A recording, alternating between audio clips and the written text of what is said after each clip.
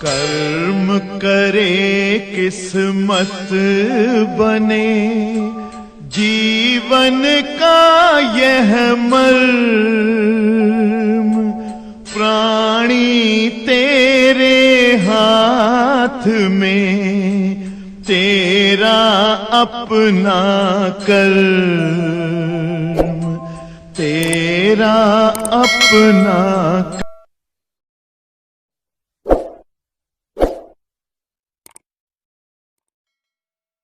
है।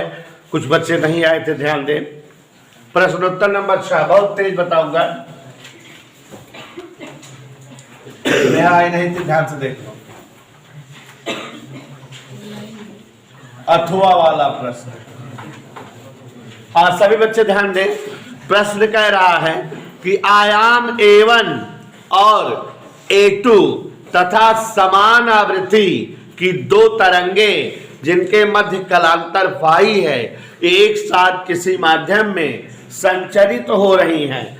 परिणामी तरंग के आयाम का व्यंजक उनके अध्यारोपण के पश्चात प्राप्त करिए। तो अगर एक तरंग का आयाम A1 है, दूसरे तरंग का आयाम विक्रांता बेटा A2 है, दोनों तरंगों की आवृत्तियां ω/2 पाई मान लेते हैं, दोनों तरंग में कलांतर फाई है, तो दोनों तरंग का समीकरण क्या होगा, यहां ध्यान दो। पहली तरंग, सभी लोग ध्यान से देखो, तरंग का विस्थापन समीकरण y1 बराबर A1 sin ωt, क्योंकि तरंग समीकरण सरल आवर्तगत समीकरण होता है। कोई दिक्कत बच्चों? कोई दिक्कत बेटा चाची? दूसरी तरंग का समीकरण देखो, y2 बराबर A2 sin ωt plus phi. कोई दिक्कत बेटा? फिर उसके बाद तरंगों का अध्यारोपण होना है।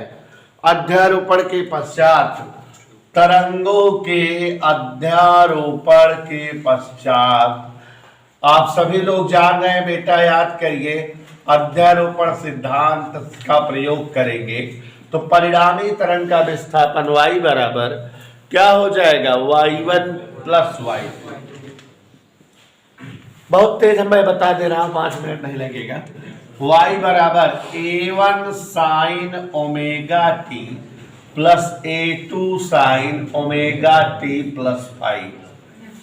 सोचो 5 नंबर का फर्जी है, त्रिकोणमिति लग जा रही है। सलानुद्दीन बोर्ड देखा करो यार पढ़ाते समय। A1 sin ωt plus A2 sin A cos B sin ωt cos phi cos ωt sin phi। अच्छा, एक बात और बेटा, जैसे कभी कोई डेरिवेशन किए हो, उसके बाद फिर तुरंत आंसर कर रहे हो, आ गया तो उसको छोड़ना नहीं चाहिए, किया करना चाहिए, क्योंकि रिपीट होता है, रिवाइज होता है, बार बार दोहरा उठता है। तो अब यहाँ पर देखो जरा साक्षी बेटा, तुम तो जानकार हो, साइन ωt यहाँ भी है, यहाँ भी है, कॉमन हो जाएगा ना। तो साइन ωt से यहाँ कॉमन ले लेंगे तो क्या बचेगा बेटा, A1 या A2 और cos phi, A2 cos phi। कोई दिक्कत नहीं है, यहाँ देखो, प्लस ये वाला टर्म हो गया, ये बचा है तो cos ωt sin phi और A2 बचा है, A2 sin phi। याद आया बेनू?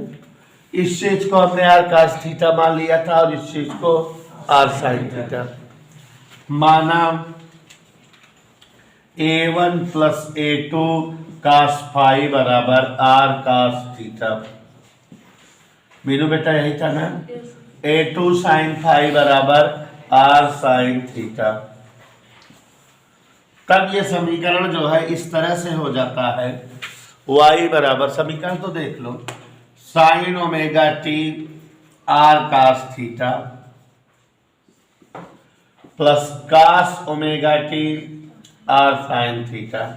विक्रांता, ये विक्रांता r कॉमन है, कहो हाँ सर कॉमन है, r यहाँ भी है, r यहाँ भी है। sin ωt cos theta cos ωt sin theta, sin A cos B cos A sin B sin A plus B। और ये जो है तरंग समीकरण या सरल आवर्तगत रूप का समीकरण है, इसका मतलब ये परिणामी तरंग का समीकरण है, कहानी खत्म हो गई। हमें आयाम चाहिए, परिणामी तरंग का आयाम आर चाहिए। क्या चाहिए बेटा आमिर? आर। आर समीकरण 3 और 4 की मदद से आएगा। दोनों समीकरणों का वर्ग करके जोड़ दो तो आर स्वतः आ जाएगा।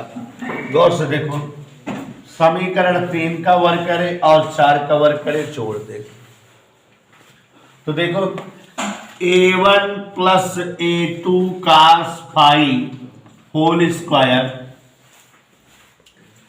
Plus a2 sin phi whole square. Deva बोल दे। अब यहां r का स्क्वायर थीटा, r स्क्वायर का square theta plus r square sine square theta. Any doubt बच्चों? आगे बढ़े। ये होल स्क्वायर कर सकते हो, क्या हो जाएगा बेट? A square plus b square plus 2ab। Vikranta बेटा कोई दिक्कत? जोर से बोल नहीं। इसको होल स्क्वायर करें, a2 square sine square pi, यहां r स्क्वायर कॉमन है, cos square theta plus sign square theta. कोई डाउट बेटा? समझ आ रहा है? अरे बोलो, मुंह से आ रहा है, नहीं आ रहा है? ले चुप है। a1 स्क्वायर आसी, a2 स्क्वायर का square pi, a2 square sine square pi. क्या कॉमन है दोनों में?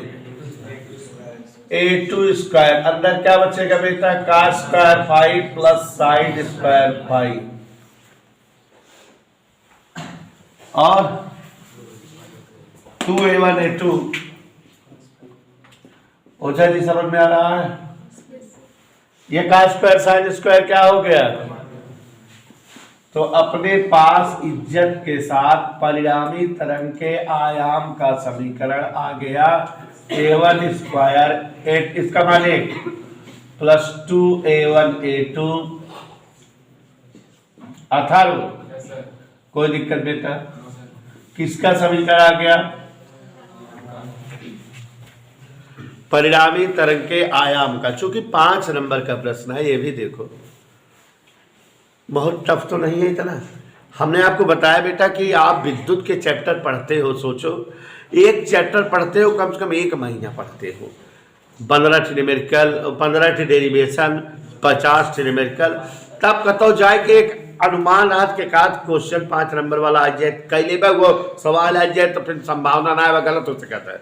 लेकिन तरंग पढ़ा था, नान लेसन है, 3-3, 4-4 दिन के, एक हेडिंग 5-5 नंबर के है, और देखा आए बाटी। इसके पहले वाला लेसन तरंग प्रकृति पढ़ाए, हमने आपको बताया था कि परावर्तन अपवर्तन नियम की व्याख्या मोस्टली 5 नंबर की आया करी, मिला था ना। अब ये भी देखो मिल गया, इसमें फ्रिंज चौड़ाई व्यंजक बताएंगे, वो भी 5 नंबर का मिलेगा, मिला है पेपर में आया है।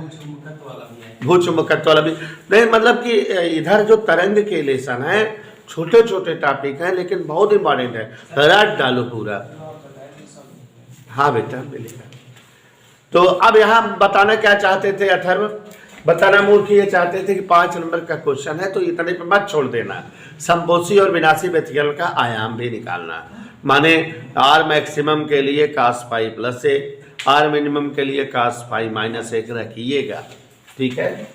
तो यहाँ आर मैक्सिमम हेतु cos पाई बराबर प्लस 1, cos पाई का मान -1 से +1 के बीच लाई करता है। तो आर मैक्सिमम हम यहाँ 60 कट पे लिख दे रहे हैं, आप लोग जान रहे हैं। √a1 square plus a2 square plus 2a1 a2 ऐसे तो हो जाएगा। ये ऐसे है नेहा, हे बेटा नेहा मलिक शेख, देखो ऐसे हो जाएगा।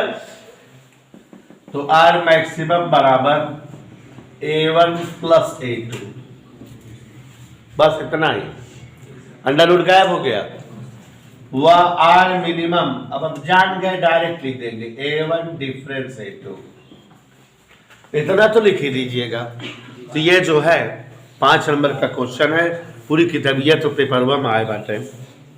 अब बच्चों प्रश्न नंबर 7 पढ़ते हैं, ये हो गया। पढ़े बेटा। ठोसों में उपस्थित, ध्यान से सुनिएगा, ऊर्जा बैंडों के नाम लिखिए। पीएन संधि डायोड पूर्ण तरंग दृष्टिकारी रूप में कैसे प्रयुक्त होता है, सरल परिपथ बनाकर इसकी कार्य विधि समझाइए। तो ध्यान से देखिए जरा, प्रश्न नंबर 7,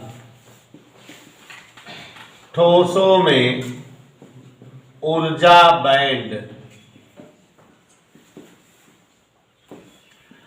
आपको हमने बताया था ऊर्जा की जितनी मात्रा से इलेक्ट्रॉन विविक्त कक्षाओं में चक्कर कर सकते हैं, ऊर्जा की वह निर्धारित मात्रा ऊर्जा बैंड कहलाती है। ठोसों में कुल 3 प्रकार का ऊर्जा बैंड है। पहला ऊर्जा बैंड नाम याद करिए, संयोजी ऊर्जा बैंड। कौन सा ऊर्जा बैंड बेटा? दूसरा है चालन ऊर्जा बैंड। तीसरा क्या है? वर्जित ऊर्जा क्षेत्र की चौड़ाई।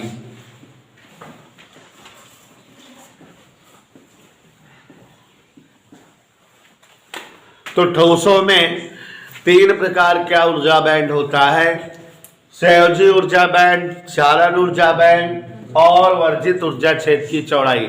पढ़ाया हुआ टॉपिक है, चैप्टर भी पढ़ाया हुआ है। ध्यान से देखिए, जितनी ऊर्जा की मात्रा से कोई भी इलेक्ट्रॉन संयोजक सेल में या परमाणु की सबसे बाहर वाली कक्षा में रह पाता है, ऊर्जा की उतनी मात्रा संयोजी ऊर्जा बैंड कहलाती है। किसी भी ठोस की संयोजी ऊर्जा बैंड इलेक्ट्रॉनों से भरी होती है।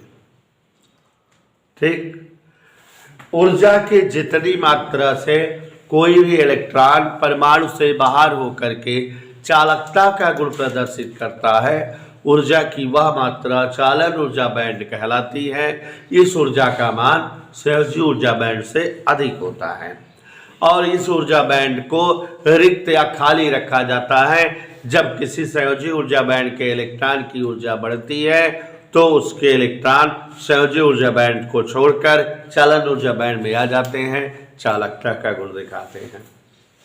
वर्जित ऊर्जा क्षेत्र, संयोजी और चालन ऊर्जा बैंड के मध्य की ऊर्जा गैप को वर्जित ऊर्जा क्षेत्र की चौड़ाई कहा जाता है या फॉरबिडन एनर्जी गैप कहा जाता है।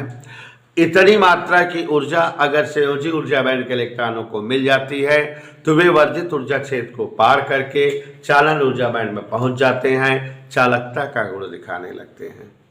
ठीक है, याद नहीं आ रहा है मिस साक्षी प्रधान जी को, थोड़ा सा ये आजकल आलसी हो गई है जब से चुनाव आ गया है। यहाँ ध्यान दीजिए,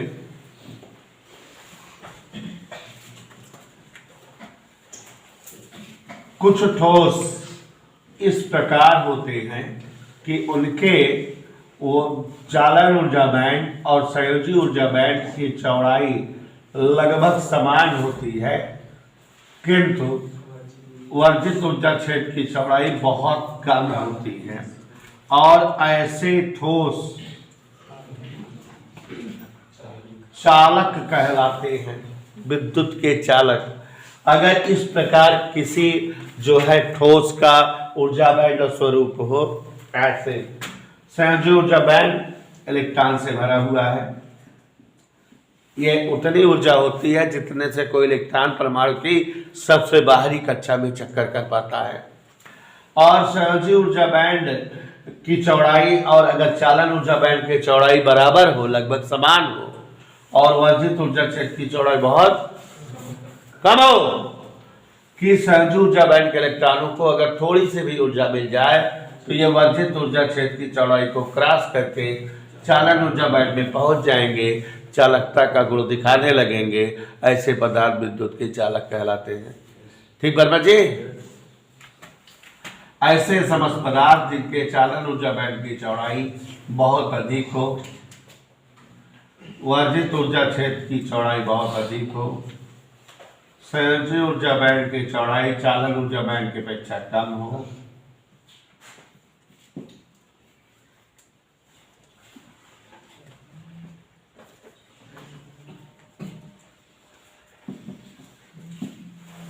ऐसे समस्त पदार्थ जिनमें वर्जित ऊर्जा क्षेत्र की चौड़ाई बहुत अधिक होती है। संयोजी ऊर्जा बैंड के इलेक्ट्रॉनों को इतनी अतिरिक्त ऊर्जा नहीं मिल पाती कि ये संयोजी ऊर्जा बैंड को क्रॉस करके चालन ऊर्जा बैंड में जा सके, चालकता का गुण नहीं दिखा पाते, विद्युत के अचालक होते। क्या होते बेटा? हाँ, अचालक होते हैं। और ऐसे समस्त पदार्थ जिनके जो है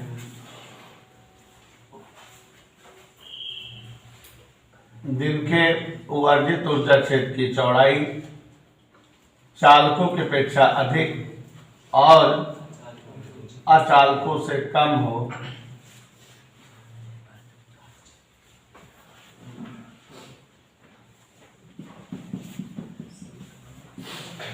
ठीक है।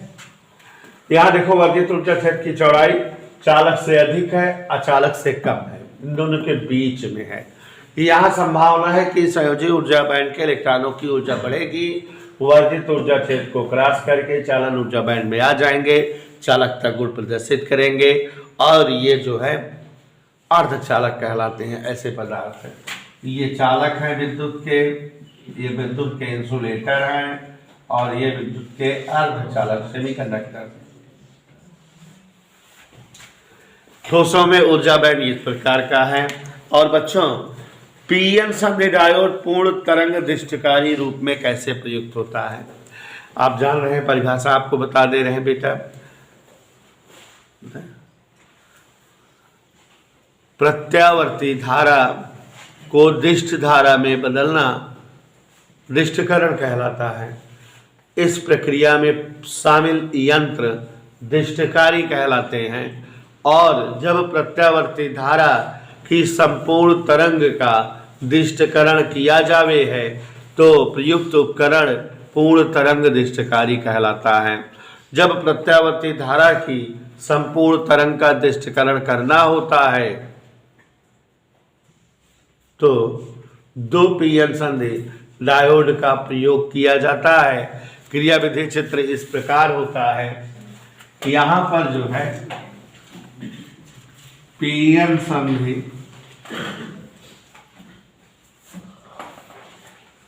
पूर्ण तरंग दृष्टिकारी रेक्टिफायर दिखाएं लड़कियों।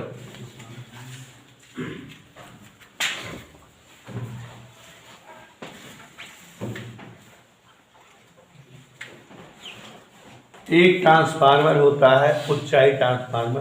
कौन सा ट्रांसफार्मर होता है बेटा? ऊंचाई ट्रांसफार्मर होता है जिसकी प्राथमिक कुंडली मोटे तार की कम फेरों की होती है और द्वितीयक कुंडली पतले तार की अधिक फेरों की ऐसे होती है।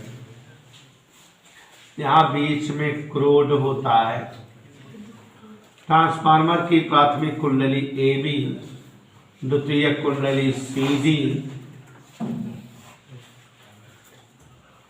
कुंडली AB से एक जो है बाह्य प्रतिरोध और एक प्रत्यावर्ती धारा स्रोत,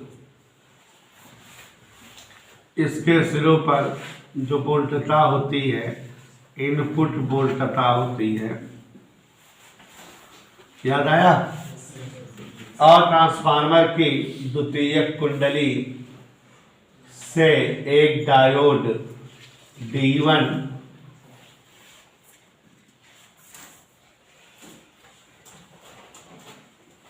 और द्वितीय कुंडली के सिरे D से एक दूसरा डायोड D2 इस प्रकार जुड़ा रहता है। दोनों डायोड के मध्य एक लोड प्रतिरोध तार यमियन के द्वारा दोनों डायोडों और द्वितीय कुंडली के बीच ऐसे चिपका दिया जाता है। इधर क्लियर? इसके सिरों पर जो वोल्टता आती है वही जो है आउटपुट वोल्टता पूर्ण तरंग दृष्टिकारी वोल्टता प्राप्त होती है। ओके, चित्र दिखाई दे रहा है सबको? अरे बड़ी भाई हो।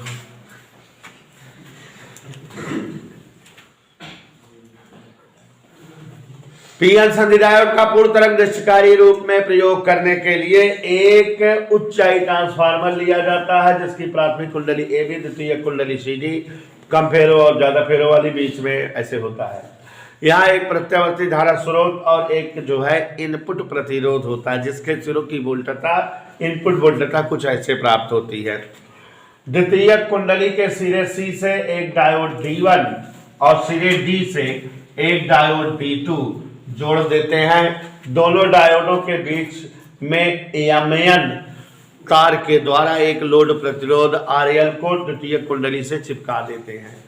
अब बच्चों, जब जो है प्रत्यावर्ती धारा प्रवाहित होना शुरू होती है तो प्रत्यावर्ती धारा का पहला आधा चक्र जब चलता है ये धन दिशा में चलती है तो प्राथमिक कुंडली का सिरा ए धनात्मक, सिरा बी ऋणात्मक। इस कारण द्वितीय कुंडली का सिरा सी धनात्मक, सिरा डी ऋणात्मक। जब सिरा सी धनात्मक है तो डायोड D1 अग्र अभिनति पर हो गया और इस कारण इससे धारा प्रवाह होगा, यह सुचालक की भांति व्यवहार करेगा और धारा प्रवाह इस तरह से लोड प्रतिरोध में M से N की ओर ऐसे मिलेगा। लेकिन इस कंडीशन में डायोड D2 चूंकि सिरे D से जुड़ा है और सिरा D ऋणात्मक है, ऋण विभव पर है, इसलिए डायोड D2 पश्चावनति पर है, इसमें कोई धारा प्रवाह नहीं होगा। जब जो है प्रत्यावर्ती धारा का ऋणात्मक आधा चक्कर प्रारंभ होगा, ऋण दिशा में प्रत्यावर्ती धारा चक्कर करेगी तो अब जो है प्राथमिक कुंडली का सिरा ए ऋण विभव पर, सिरा सी ऋण विभव पर, इसलिए डायोड D1 पश्चावनति पर। अब इसमें कोई धारा प्रवाह नहीं दिखेगी क्योंकि ये जो है विद्युत का कुचालक हो गया। लेकिन इस कंडीशन में सिरा भी धनात्मक है, सिरा डी धनात्मक है, इस कारण डायोड D2 धन विभव पाने के कारण अग्र अभिनति पर हो गया और इसके सिरों से धारा प्रवाह दिखेगी। लेकिन धारा प्रवाह M से N की ओर ही प्राप्त होगी, माने ऊपर की ओर। और इस प्रकार जो है प्रत्यावर्ती धारा के संपूर्ण चक्र में ऐसे ही जो है दिष्ट धारा माने धारा एक ही दिशा में M के सिरों पर प्राप्त होती रहेगी। हमने एक चित्र यहाँ पर और बनाया था कि ये जो है दिष्ट करण के पूर्व धारा है और ये कौन सी धारा बनेगी बेटा, जोर से बोल दो। दिष्ट करण के बाद बेटा मलिच्छो ऐसे ऐसे ऐसे ऐसे ऐसे, ये दिष्टकरण के बाद है और ये दिष्टकरण के पूर्व है। आप सभी को समझ आ रहा है, जरूरत है लिखाने की। प्रश्न नंबर 7 का अथवा प्रश्न देखिए, विक्रांता पूछ रही है पीएनपी तथा एनपीएन ट्रांजिस्टर का प्रतीक चित्र। तो बेटा पीएनपी तथा एनपीएन ट्रांजिस्टर का प्रतीक चित्र मतलब आप समझ रहे हो कि पीएनपी और एनपीएन ट्रांजिस्टर का प्रतीक चित्र ये एक एक नंबर का होगा। देखो क्वेश्चन नंबर 7 अथवा, स्नेहा का ध्यान देना, पीएनपी ट्रांजिस्टर पढ़ाए हुए हैं प्रतीक चित्र, ध्यान से सभी समझिए। पीएनपी ट्रांजिस्टर का प्रतीक चित्र ये क्या होता है विक्रांता बेटा, कोई एक गोली आधार होता है बेटा मलिच्छिल, यहाँ ऐसे जो है ये आधार टर्मिनल होता है और ये ऐसे उत्सर्जक टर्मिनल और ये ऐसे संग्राहक टर्मिनल। ठीक है, बढ़िया बड़ा से बनाना, जैसे ये एक और बना देना,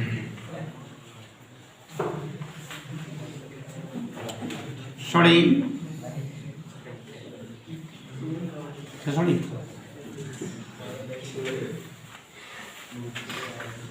अब अगर पीएनपी ट्रांजिस्टर, पीएनपी वाले में याद करो धारा बैटरी से ट्रांजिस्टर की ओर बहती थी, उत्सर्जक से आधार की ओर, ये पीएनपी है। इसका उल्टा कर दो, ये एनपीएन है, दैट्स इट। बस पीएनपी ट्रांजिस्टर और एनपीएन ट्रांजिस्टर दोनों बन गए। ये ओझा जी एनपीएन ट्रांजिस्टर है और ये क्या है, पीएनपी ट्रांजिस्टर। क्लियर। क्रिया विधि वो चित्र बन गया, प्रत्येक चित्र एक एक नंबर का आ गया। हमने आपको बताया था कि एक नंबर प्रत्येक चित्र पूछता है, सारे गेट का प्रत्येक चित्र याद कर लो और ट्रांजिस्टर का प्रत्येक चित्र याद कर लो। आता जरूर है, पीछे किसी गेट का पूछा भी था क्वेश्चन। हाँ चलिए हो गया, जान गए, आप लोग जानते हैं। हाँ ध्यान दीजिएगा जरा, समझाइए कि एनपीएन ट्रांजिस्टर वोल्टेज प्रवर्धक के रूप में कैसे कार्य करता है। वोल्टता प्रवर्धन करना आपको एक्सप्लेन किए थे। वोल्टता प्रवर्धन करना किसी प्रत्यावर्ती वोल्टेज की तरंग प्रवृत्ति बिना बदले उसके जो है आयाम का बदलाव हो जाना, तीव्रता का बदलाव हो जाना वोल्टता प्रवर्धन कहलाता है। माने तरंग प्रकृति ना बदले लेकिन उसका जो है तीव्रता या आयाम बदल जाए तो उसे क्या कहते हैं, वोल्टता प्रवर्धन। शॉर्टकट में बताए थे, लॉन्ग कट में आप समझ सकते हो कि निम्न वोल्टता को उच्च वोल्टता में या उच्च वोल्टता को निम्न वोल्टता में बदलना प्रवर्धन कहलाता है। और इस प्रक्रिया में शामिल उपकरण प्रवर्धक कहलाते हैं। और बहुत समय पहले ट्रायोड वाल्व प्रवर्धक के रूप में प्रयोग होता था। वर्तमान में ट्रांजिस्टर को प्रवर्धक के रूप में प्रयुक्त करते हैं। तो हमारा ट्रांजिस्टर प्रवर्धक के रूप में जो है प्रयुक्त होता है या प्रवर्धक के रूप में इस्तेमाल होता है।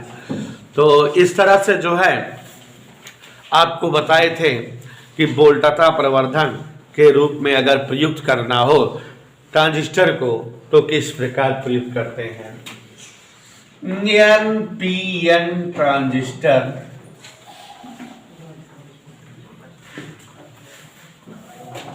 वोल्टता प्रवर्धन। आपको एक चीज और बताए थे कि किसी भी ट्रांजिस्टर का प्रवर्धक के रूप में इस्तेमाल तीन तरह से करते हैं। उभयनिष्ठ उत्सर्जक प्रवर्धक, उभयनिष्ठ आधार प्रवर्धक और उभयनिष्ठ संग्राहक प्रवर्धक। इसमें नाम नहीं बोला है कौन सा प्रवर्धक करिए।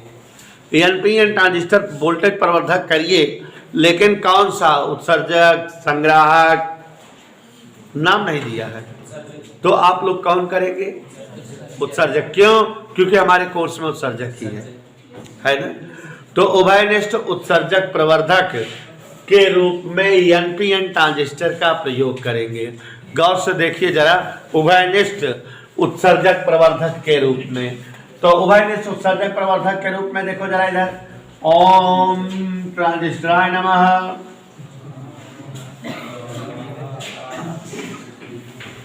देखिए जरा इधर ध्यान से, इतना मस्त गोला बनाए हैं।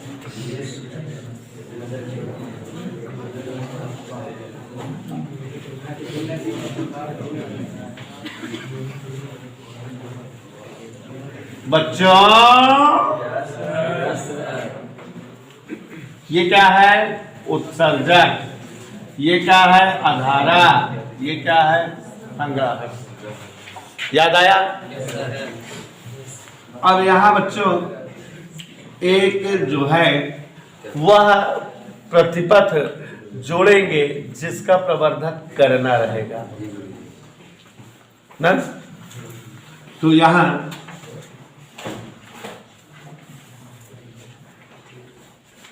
ये इनपुट परिपथ है जिसका प्रवर्धन करना है। यहां वोल्टता मिलेगी,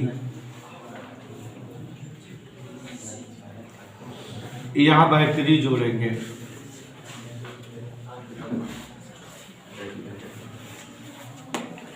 इधर क्लियर, इन दोनों के बीच की बैटरी। और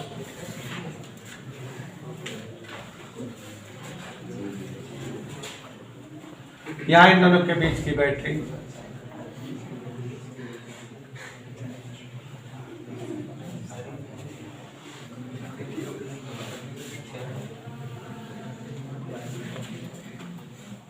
बदली हुई वोल्टता जो मिलेगी, आउटपुट है ये RL लोड प्रतिरोध। चित्र समझ आ रहा है बेटा?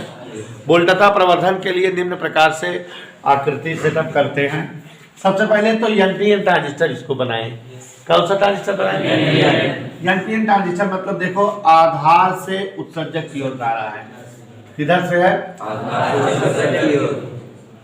ये ट्रांजिस्टर से बाहर निकलती धारा है, ये आई बाहर निकल रही है, तो आई बी और आई सी अंदर आ रही होंगी ट्रांजिस्टर के अंदर।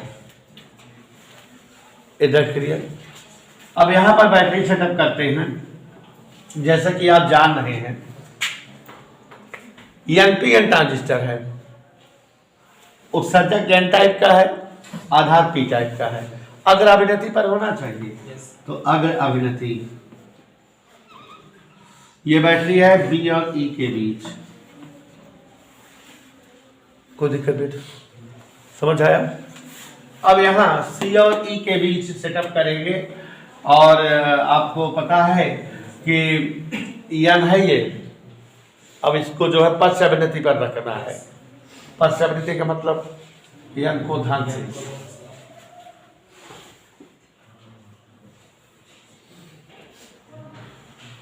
ये सी और ई के बीच बैटरी है। इधर क्लियर? एन ट्रांजिस्टर चित्र बन गया। तो जब जो है किसी ट्रांजिस्टर का प्रयोग निम्न वोल्टता को उच्च वोल्टता में या उच्च वोल्टता को निम्न वोल्टता में बदलने के लिए किया जाता है, तो ट्रांजिस्टर प्रवर्धक कहलाता है। और जब ट्रांजिस्टर को प्रवर्धक के रूप में प्रयुक्त करना हो, और अगर ट्रांजिस्टर का उत्सर्जक टर्मिनल इनपुट और आउटपुट परिपथ के बीच उभयनिष्ठ हो, तो इसे उभयनिष्ठ उत्सर्जक प्रवर्धक कहते हैं। यहाँ पर उत्सर्जक इसका जो है उभयनिष्ठ है दोनों टर्मिनलों के बीच में। और ये जो है बी और ई के बीच बैटरी है, ये सी और ई के बीच बैटरी है। जिस तरह से आप देख रहे हो कि उत्सर्जक धारा ट्रांजिस्टर के बाहर, आधार धारा और संग्राहक धारा दोनों ट्रांजिस्टर के अंदर।